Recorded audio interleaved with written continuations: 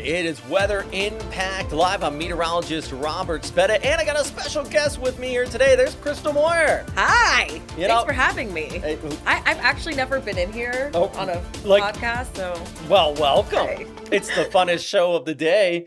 I love this show. It's a little bit longer than, of course, the newscast. We're sitting here talking for like 30 minutes, but Crystal is going to join me for about 10 minutes here. We're going to talk about the Gate River Run. Not only the weather for it, but also what's happening downtown. A lot of changes this year. It is going to be it's going to be a lot of fun though. Crystal's running it. I'm running it. If you watch Zach and Cole, or also Zach Wilcox and what's Cole's last name?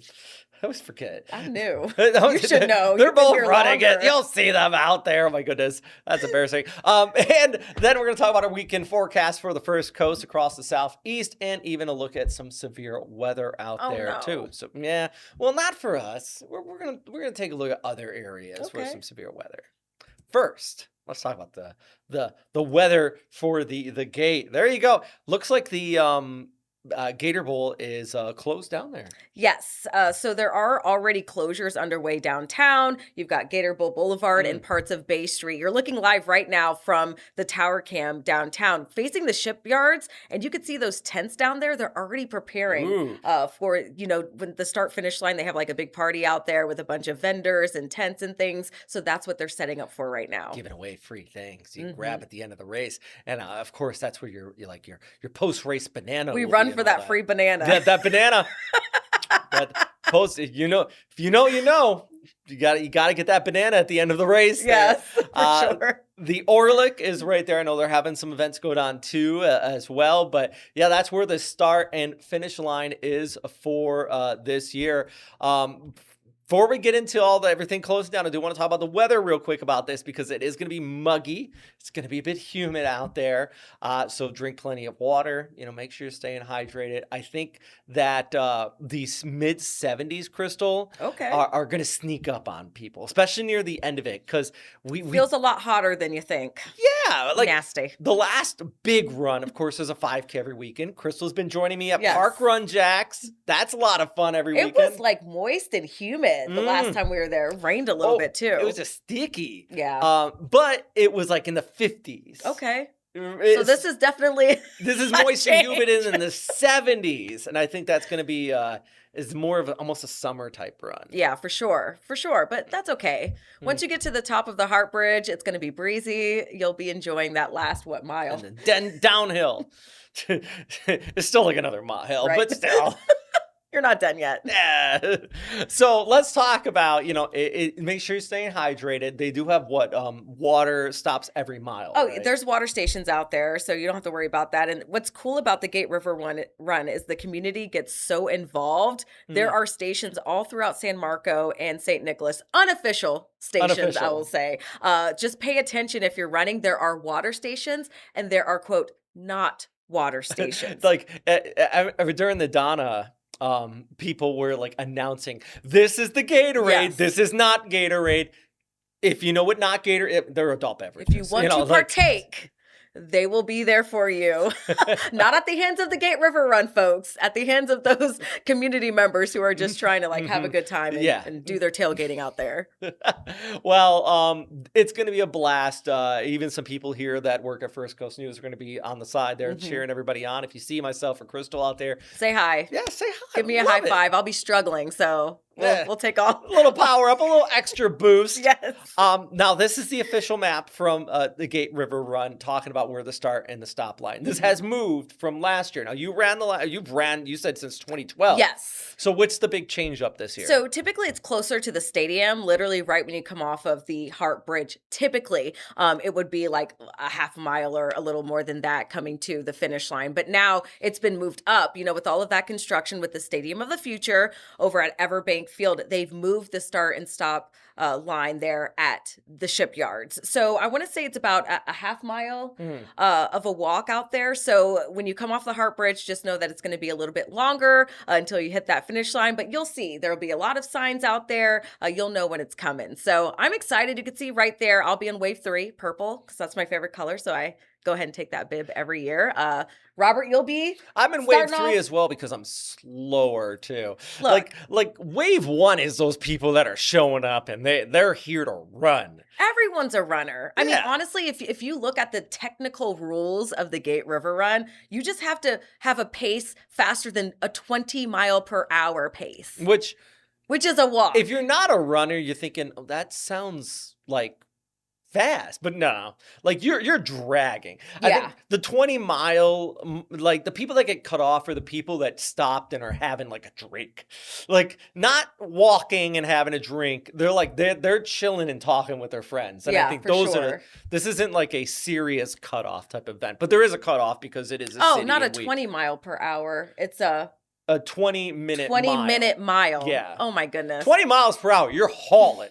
I don't know if anybody's 20-minute running 20 miles mile. per hour. A 20-minute mile. I'm glad I corrected myself there. Yeah. So if you're a walker, this is a great opportunity for you to get out there, get on the bridges. Usually they never shut those down. So you get a different perspective of Jacksonville, which is one of the cool things about the Gate River Run. But it's just a fun time. More than 20,000 people will be out there. If you haven't registered, unfortunately, it's been shut down. It's been sold out. But we definitely encourage you to come out and just cheer everybody on. Again, it is a party. You can still come out and check out all the vendors and for everything sure. there. That's all free. You don't need anything for that. I mean, it's a good time. And they have bleachers set up. I know this because it's right across the street, the finish line here from First Coast News. They have bleachers set up so you can like just cheer everybody coming in. Go cheer on the pros. They'll be done real quick. Oh, yeah.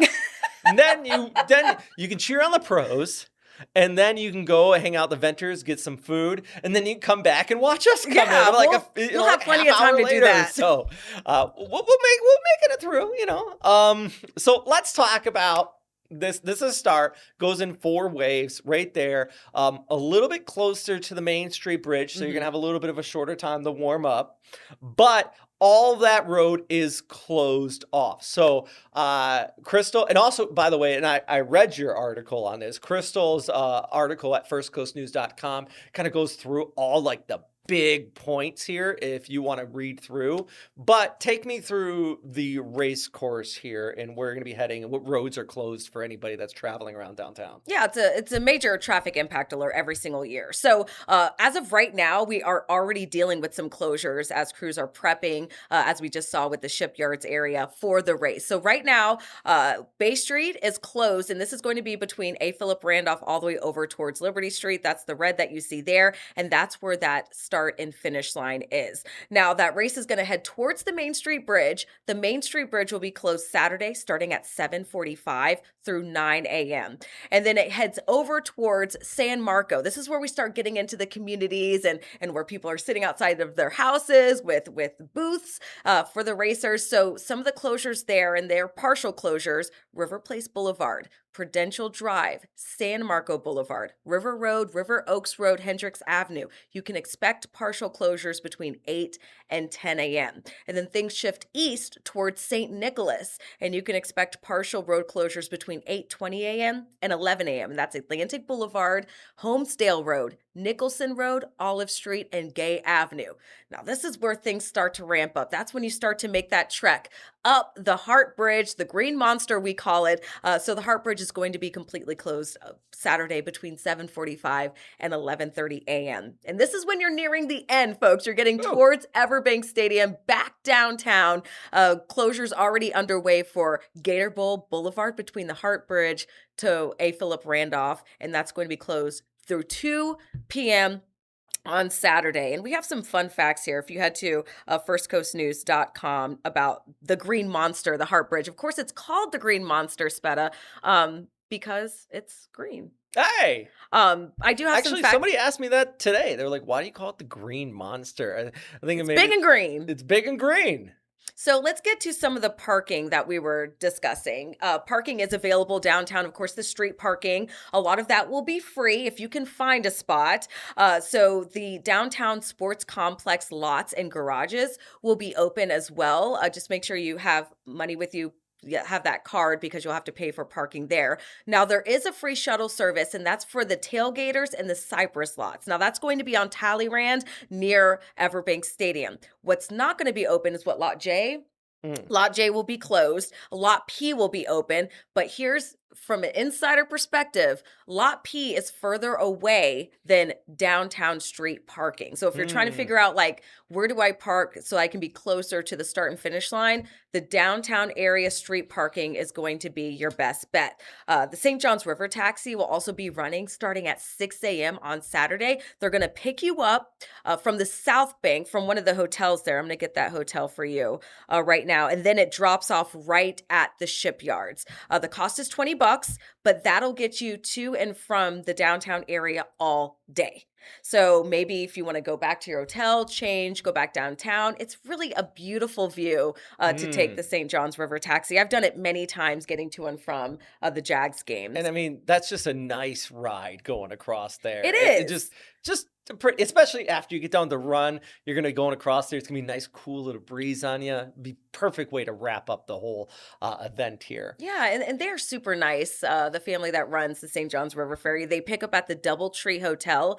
That's at 1201 River Place Boulevard on the South Bank. Of course, there's a lot of parking options out there in San Marco, and then you could just walk there. And it's a really gorgeous trail on the South Bank, too. You'll just wait. The ferry will come, and it's going to continuously be going back and forth all morning long. So you won't have to worry about anything if you take that. But I think, yeah, the big thing is get there early, and it's going to be a blast. From years past is fun. We actually have a video from was it last year? Last year. Can we roll that video? This is Crystal took it. So Crystal, tell me, walk me through what's going on here. This looks is what the it's like start. sitting in your wave. Just people everywhere.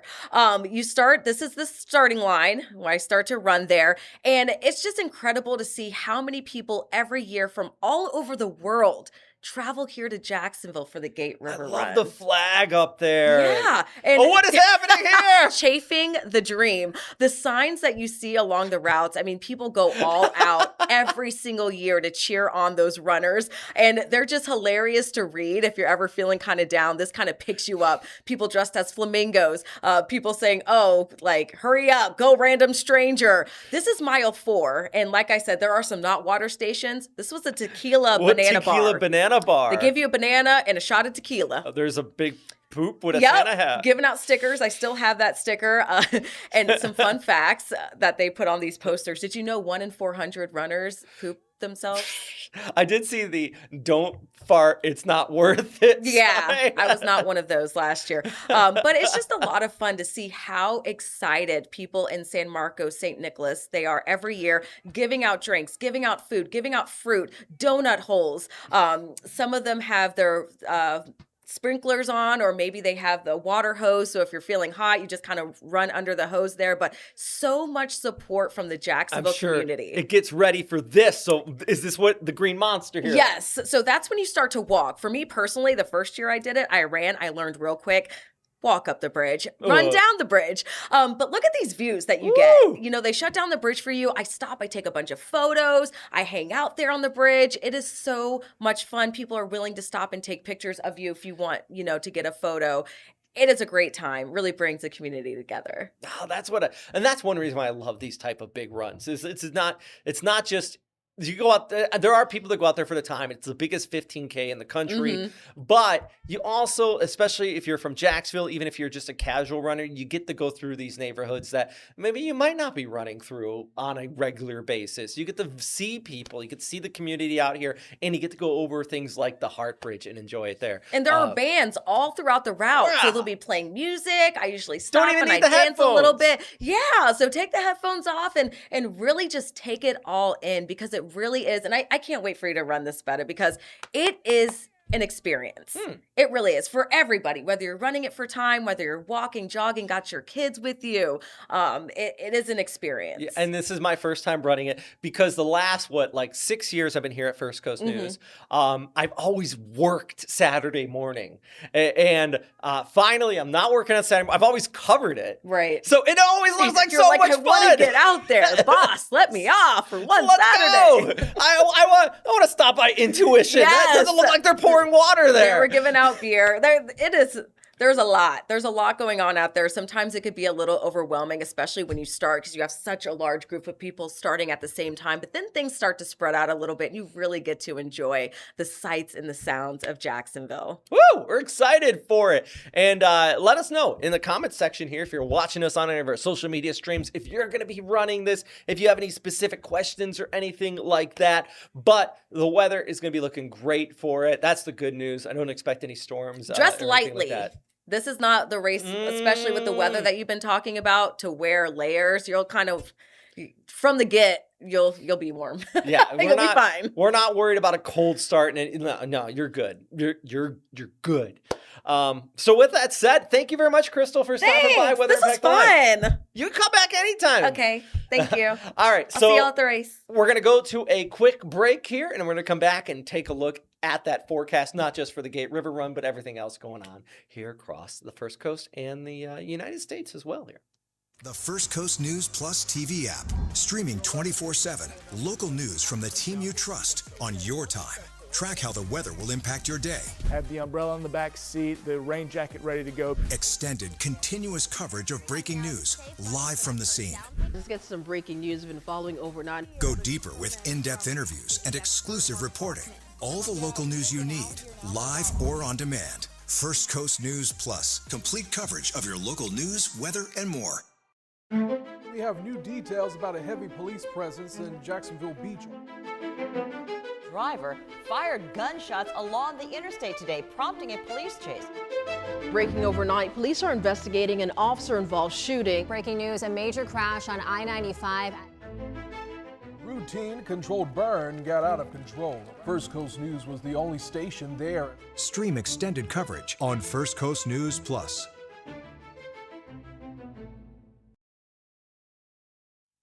Hey, welcome back. So, talking about the Gate River Run, but let's also take a look at a broader view across the United States, because you see this rough weather across parts of the Midwest through the Mid-Atlantic states. In fact, just last night, we had multiple reports of tornadoes across Oklahoma and over towards northern areas of Texas and into Kansas. The same system has also brought severe weather further towards the east. Already in Ohio, excuse me, we've had some severe flooding. In fact, I want to show you some video out of Ohio where significant flooding, you can see right here, causing river level rises. Big thing is this is persistent heavy rainfall they have been getting in this area. And it is all due to this kind of same setup, this interaction between colder air in the north. We have this warm air in the south. It's a springtime weather pattern, and it's really brought that heavy rainfall across this area. So that is from the system that's actually just moved off the eastern seaboard. And now we got another one that's developing. As I mentioned, it's brought those tornadoes into parts of Kansas and over towards Oklahoma. That's going to be shifting even over towards the Midwest, including places like Ohio. Does have that severe weather threat continuing there too. So lots going on out here across this area. So let's come back to our graphics here and just take a look at the broader picture, because here in Jacksonville, and it's important to know, because if you're specifically curious about what's happening on the First Coast and you see all this weather towards north, you're thinking, well, why does this matter to me? Well, it's because this front is staying towards our north. And as long as it stays towards the north, we're going to be kind of caught up in this warmer weather pattern. Makes for some beautiful sunrises with a nice warm start to the day. Here on Friday in Jacksonville, Florida, we have 84 degrees for the high. Saturday, we're even going to be getting warmer up into the mid to high 80s. Taking a look at our future cast, some afternoon showers are possible, but they're mainly going to be staying isolated here on Friday. But let's look ahead into Saturday. Not much going on. It stays warm. It stays dry. That includes for, yes, the Gate River Run there. A nice Sunday afternoon, you can get some showers that might build in as moisture starts to pull in from the south and west. But in general, mostly dry with a high of 85. For those on the First Coast, though, of course, the Amelia Concourse d'Elegance is going on. This is a really fancy car show. I think that's one way to put it. And you really want dry weather for that. And it does look like, at least on the beaches, it's going to be mostly dry. Maybe Sunday evening near the end of the car show might see some moisture work its way in from the west. But Saturday is going to be a beautiful day. Temperatures are cooler at this event, though, because it is right along the coast. And along the coast, we are seeing a modifying effect coming in off the ocean. So that is something to also remember, is that I've been seeing these 80s, but anywhere along the coastline of Georgia, Florida, it is going to be a lot cooler because the ocean temperatures are still into the 50s to lower 60s. Taking a look at your rainfall expectations, though, today, some areas inland, it stays dry on Saturday. Sunday, we could see this hug a little bit closer to the coastline as moisture starts to pull in from the south and west, while it stays mostly dry for Monday and over towards Tuesday, all thanks to this moisture shifting in from the winds from the southeast towards the southwest. And there's that front I was talking about that's already bringing the messy weather towards the north. It starts to edge its way further south, but in general, we're kind of staying south of that.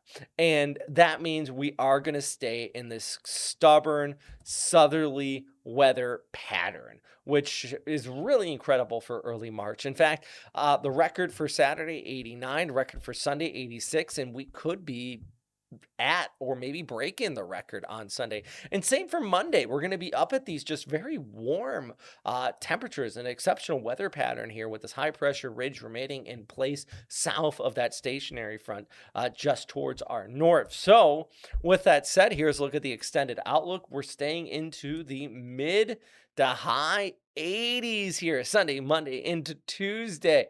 Yeah, looking pretty nice. Although, as I mentioned, out at the beaches, it is going to be relatively cooler.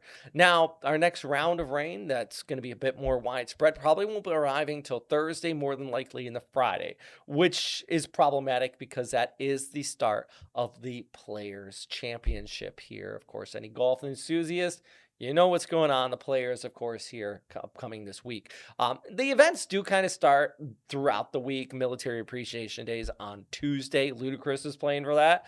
But the actual tournament starts on Friday, and it does look like there is going to be some rainfall for the tournament itself. So something to look at as we go ahead through that extended forecast. Got a few more minutes here, and I got some other things I do want to talk about. One being the current state of the ENSO, the Madden, or excuse me, the El Nino or La Nina in place. We are fading away from a La Nina right now. We're ENSO neutral, and it does look like we're going to be going to an El Nino, which means more than likely a lesser than active hurricane season. But always remember, it only takes one. But that was the newest updates just come out, and it does look like we got an El Nino kind of alert in place at this time. It also does mean typically more than active severe weather setups, especially during the spring season, which we have, as I mentioned, already been seeing out here with these storms rolling across the United States.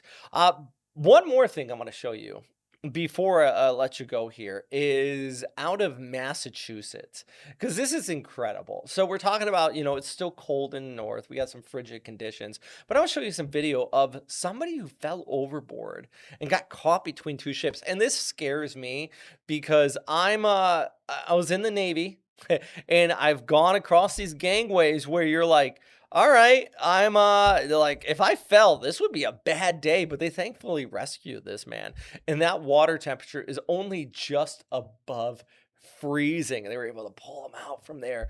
Oof. That is some scary stuff, because even though in the southeast we are still into the 80s, up there water temperatures continuing to be into the 30s, and air temperature into the 30s. Did have to go to hospital, suffered a little bit of a hypothermia there, but scary stuff. Oh my goodness, can you imagine getting trapped in between the boat and the dock there? Oof. But it's okay now. Got pulled out of the water there. Speaking of cold, let's go back to our picture here, and I'll leave you with this note before I let you go for the day. And well, just for now. We're going to have another Weather Impact Live coming up here at 4:30, but it is cold out there. How cold is it? Well, we just saw that video. It was into the 30s, and Jacksonville's into the 80s. How about Yellowknife, Canada? Woo! Minus 26. Frigid air. We still have that winter, but I think that the key thing with this graphic is it does show a very strong springtime pattern. We're off towards the north, you have these still frigid temperatures, while in the south, a very drastic and different contrast you have out here. Speaking of spring, don't forget this upcoming weekend is the daylight saving time. We're going to be bouncing forward here. I'm actually just trying to pull up the 7-day because I know that we have it on that. But we are losing an hour of sleep Saturday heading into Sunday. If you want to start a controversy in the comment section, I will just simply say, let me know if you are in favor or against daylight saving time, and would you prefer it to be standard or the savings time? So like which one? Daylight time or the standard time. That always is a good way to start a conversation in the comment section. People get aggressive. People are very serious about this. So yeah.